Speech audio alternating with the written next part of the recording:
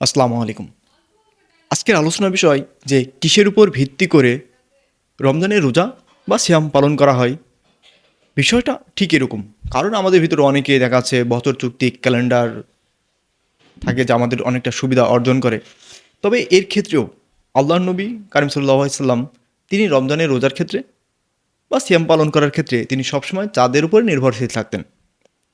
আমাদের নির্ভরশীল হতে বলেছেন কারণ একটু যদি দেখেন উল্লেখ করা হচ্ছে সহিহ বুখারীতে হাদিস নম্বর ১,৯০৯ নম্বর হাদিসে এবং নাসাইতে ২,১১৬ নম্বর হাদিসে যে এখানে নবী করিম সাল্লাল্লাহু আলাইহি সাল্লাম তিনি বলছেন যে তোমরা চাঁদ দেখে রোজা শুরু করো এবং চাঁদ দেখেই রোজা ভঙ্গ করো।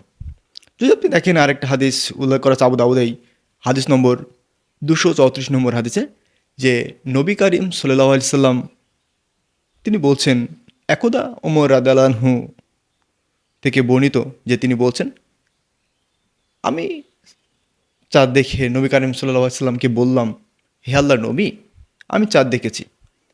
তিনি আমার উপর বিশ্বাস রেখে রমজানের রোজা রাখলেন।